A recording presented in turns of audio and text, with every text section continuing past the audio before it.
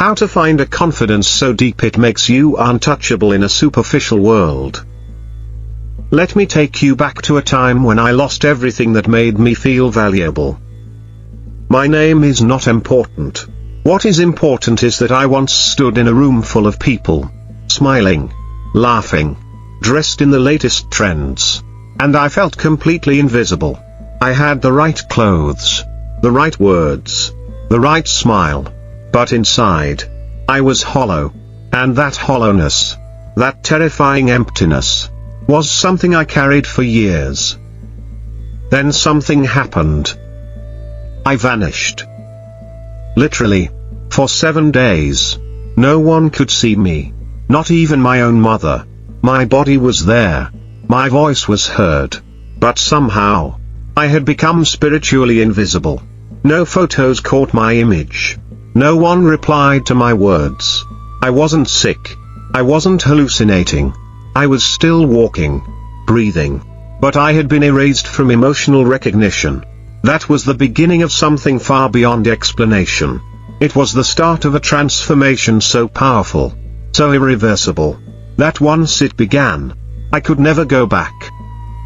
You're watching this because you know something's missing. You smile in public, but you tremble in private. You win applause but lose yourself. And deep inside, you know, this world rewards masks, not souls. It's not your fault.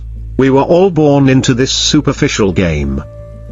But what if I told you there's a confidence so deep, so rooted in the truth of who you are, that once you find it, you become untouchable? Not arrogant, not fake, but radiantly real.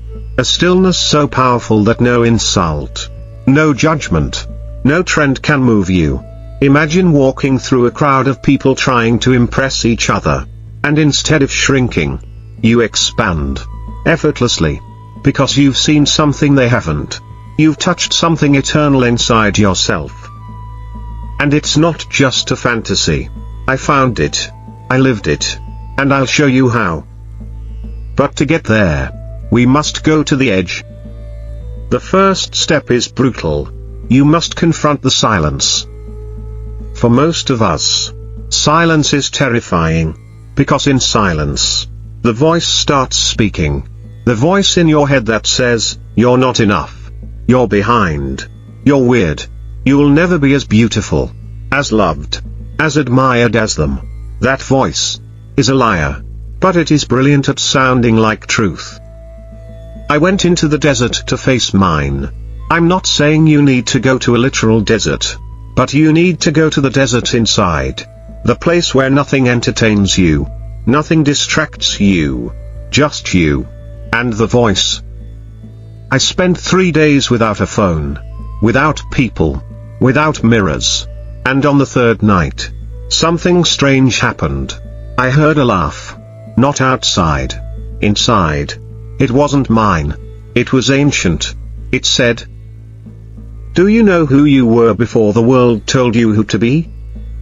I froze. My breath stopped. Because I didn't know. I couldn't remember. Could you? If I asked you right now, who were you before your first compliment? Your first like? Your first rejection? Your first heartbreak? That moment broke me. And in the breaking, I saw the beginning. The next morning, I woke up with tears streaming down my face. But I wasn't sad. I was being washed. Not physically, but spiritually. That laugh, that voice, that question, it unlocked something. A memory, a feeling. I remembered being a child who didn't care about status. A soul that danced because it wanted to, not because anyone was watching. And that's when the prophecy appeared. I found a stone. No, not a mystical artifact with glowing symbols. Just a stone. Smooth, silent, and ordinary. But on the back, etched by time or chance, were the words, "You already are." No one had been to that desert spot in years. No trail. No signs. Just me, the silence, and that stone. Was it divine? Was it coincidence? Does it matter? Because those 3 words shattered the illusion I'd been living in. You already are. Everything the world told me to chase, I already had. Not externally. Internally, I just didn't know how to see it. That's when I realized, true confidence isn't built. It's remembered. It's not something you create. It's something you uncover. Like a buried temple beneath a city. You don't add to it. You dig until you find it. But digging is painful. Because the first thing you'll uncover isn't beauty.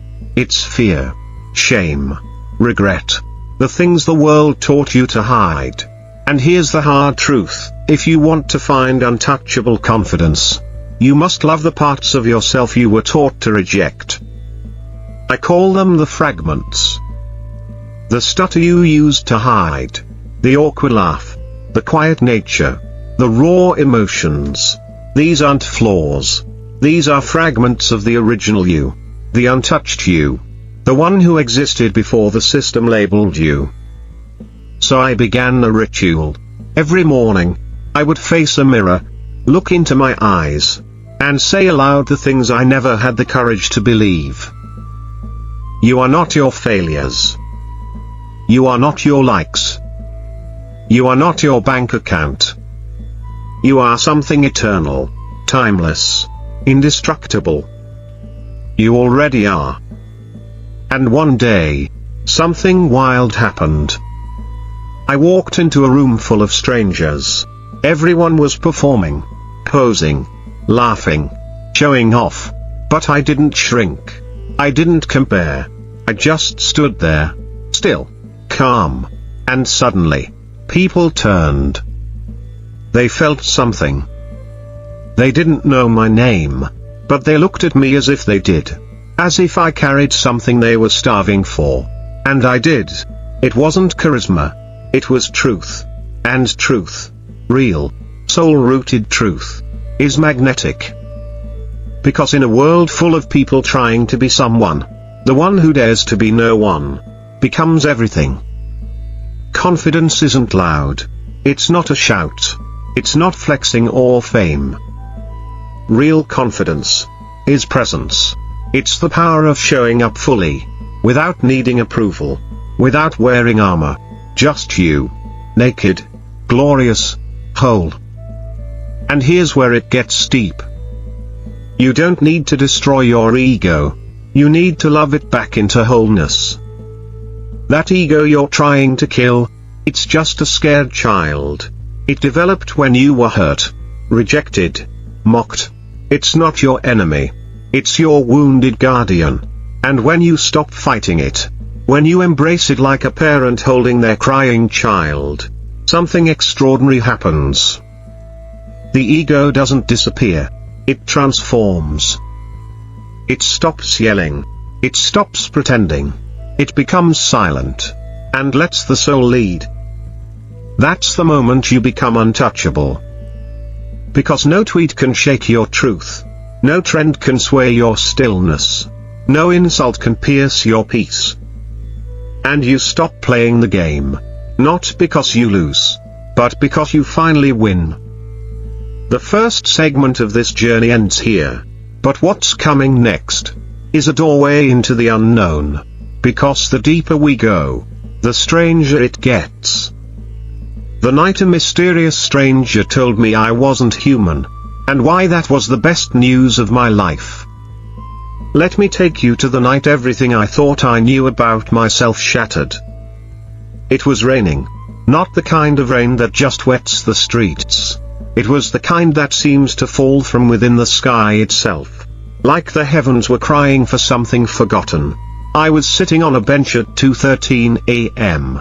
Soaked. Alone. Exhausted from running. Running not with my legs, but from my identity. My history. My truth. That's when he sat beside me. No footsteps. No approach. Just there. A man. Or maybe something more. He looked like an old traveler. Worn coat. Eyes like galaxies. Smile like the edge of a secret. He said nothing for 3 minutes. Just sat. And then he whispered, "You're not human, you know." I turned, startled. But his voice didn't scare me. It recognized me.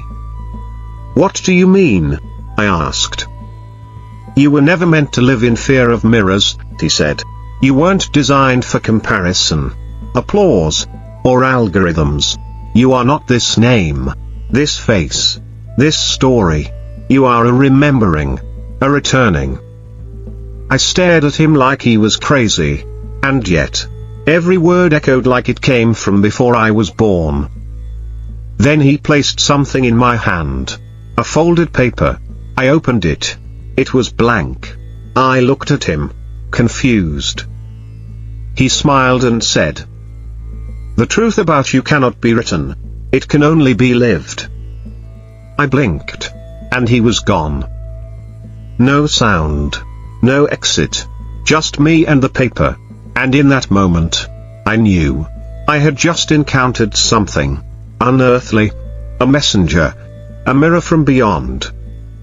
And it forced a question into my mind. One I now ask you. What if everything you believe about yourself is just a placeholder? What if your real self has been waiting, patiently, for you to stop pretending? That night, I didn't go home. I walked through the storm until sunrise. And with every step, I asked, if I'm not this body, not this history, not this image, what am I? That question is the key, not the answer, the question. Because confidence isn't found in certainty, it's birthed in sacred curiosity. You want to be untouchable? Let go of the need to be understood. Let go of the performance. Step into the unknown, into the mystery of your own being. That's where the real you lives. And trust me, it's terrifying at first, because we've been trained to fear what we can't define. But the soul doesn't care about definitions. The soul is wild. It's not a brand. It's a bonfire. And when you finally stop taming yourself, when you stop shrinking to fit someone else's expectation, your light returns. Let me tell you what happened next. A few days after meeting the stranger, I stopped speaking for a week. Voluntarily. I wanted to listen. Not to the world, but to my being. I wanted to hear the language underneath language.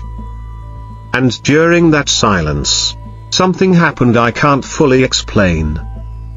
I began to see people's emotional energies, not in a cartoon way, but as vibes so loud. They were more real than sound. I could feel when someone was pretending, when they were in pain, when they were lost, and I realized, we're all walking around trying to protect something precious, but we don't even know what it is. That's when I cried, not for me, but for us. Because no one told us how to just be. No one taught us that we could be powerful without domination, attractive without manipulation, visible without seeking attention. And so, I made a vow. I would stop lying. To myself. To others. No more fake laughs. No more nodding when I disagreed. No more shrinking to make people comfortable. The first day of that vow was rough. People thought I was cold, distant, too intense. But I wasn't angry. I was just real. And slowly, something shifted. People started opening up to me.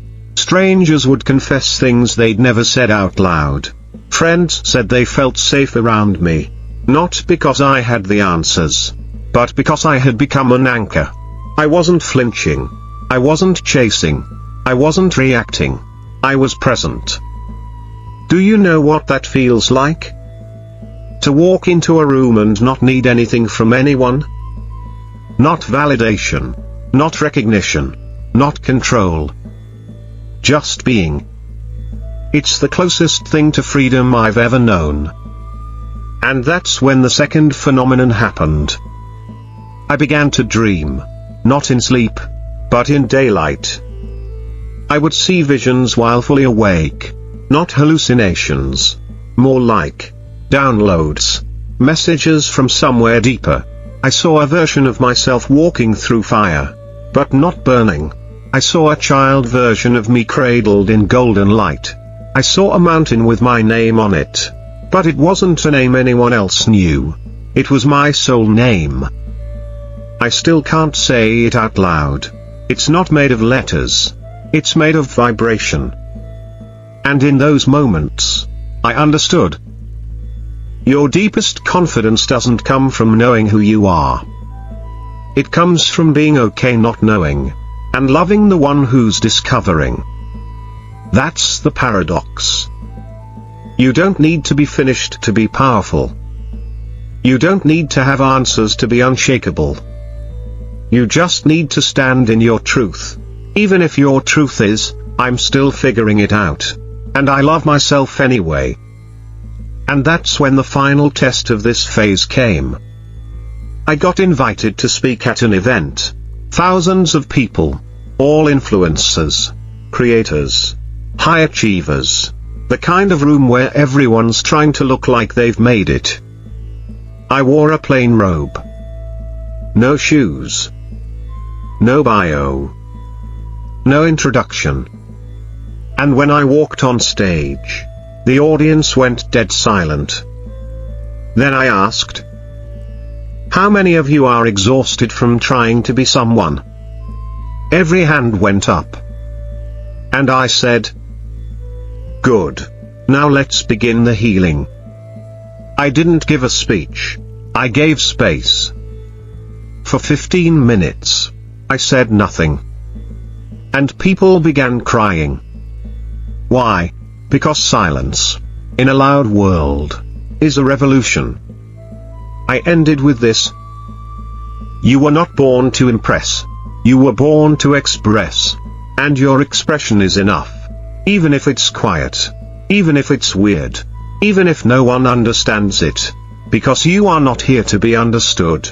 You are here to be. The applause was thunderous. But it didn't matter. Because I wasn't performing. I was present. And that is the source of untouchable confidence. Not presence as in being noticed. But presence as in, I'm fully here. Nothing to hide. Nothing to prove. And the irony? The less you try to impress people, the more they are moved by you. Because authenticity is rare, and anything rare becomes valuable, not in price, but in impact. So I ask you now, what mask are you still wearing? What part of yourself are you still ashamed to show? And what if, just what if, your greatest power lives in the part you've been trying to hide? This journey isn't over. The next stage will take us even deeper, into the realm where confidence becomes sacred, and you start living not just as a human, but as a soul on fire. The final doorway, how I discovered a confidence so radiant it couldn't be contained in this world. This is the part no one talks about. The part after you've stripped the masks, after you've walked through the fire, after the applause fades and the silence grows thicker. Most people think the journey ends with confidence, like you've arrived at a magical finish line and now everything just flows. But what if I told you that after you find your true confidence, something even stranger begins? You stop fitting into the world. Not in a rebellious way, but in a sacred, still, irreversible way. Because you're no longer seduced by the noise, the comparisons, the clout, the games. They no longer hold meaning. You laugh with people. Yes. You love people. You serve people. But deep down, you know, you don't belong here anymore. Not in the way the world wants you to. Because your confidence isn't from this world. It came from somewhere higher. Let me take you to the day that truth exploded inside me. I was meditating under a waterfall in a hidden cave deep within the mountains of Bhutan. Sounds made it impossible to hear anything but the rush of water. And yet, I heard a voice again. The same one from the desert. Only this time, it wasn't laughter. It was a single phrase repeated 3 times. Burn the image. It wasn't metaphorical. It was instruction. I reached into my pocket. I had carried a small photo of myself. One where I looked perfect. That version of me that had gotten the most likes. The most compliments. I had held onto it like a totem. A reminder of what people wanted from me. I looked at it one last time. Then I set it on fire. And as it burned, so did something inside me. It wasn't destruction. It was liberation. I had let go of the final piece of the false self. And suddenly, I felt it. An energy rise from my spine into my crown. A warmth, a pulse, a knowing. I wasn't the image. I was the light behind the image. That's what you are too. You are not your profile, your past, your success, your trauma. You are light, consciousness, awareness. And when you operate from that place, when your confidence comes from that source, you don't just walk differently, you live above the world while still being in it. From that moment on, things began happening that defy explanation. People would ask me questions I hadn't voiced.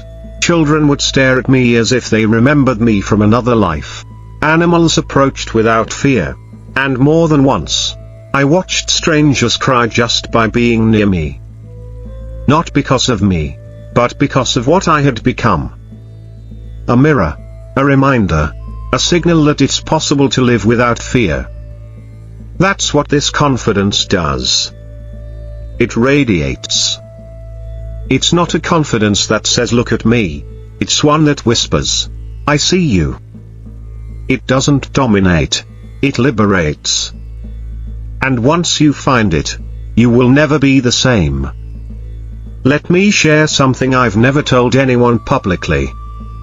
One night, I had a vision, not a dream, a vision. I was standing in front of a massive door made of light. It wasn't a physical door. It was symbolic. Etched into it were every label I had ever carried, my name, my titles, my mistakes, my fears. And then the voice returned. You may only pass through if you leave all of these behind. I hesitated. Because to leave those behind was to die. To the world, at least. But I stepped forward. The moment I did, the door vanished, and I was standing in a boundless field of golden silence. There was no sound, and yet, everything was communicating. The trees, the stars, even the air had a consciousness. And I heard a new voice, this time not outside, but within. Now you are ready to live. When I opened my eyes, I wasn't in Bhutan anymore. I was back in my apartment. No time had passed. But I had. From that day on, my life hasn't been about building anything. It's been about becoming. Becoming presence. Becoming service.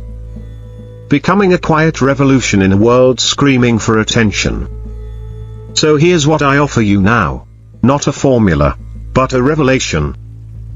You don't need more to become confident. You need less. Less pretending. Less noise. Less striving. Less trying to be someone. Because the more you let go, the more your essence rises. And your essence is unstoppable. It's not tied to trends. It doesn't age. It doesn't shrink. It doesn't apologize for being radiant. It just is. You might be wondering, but how do I keep this confidence alive? Here's the truth.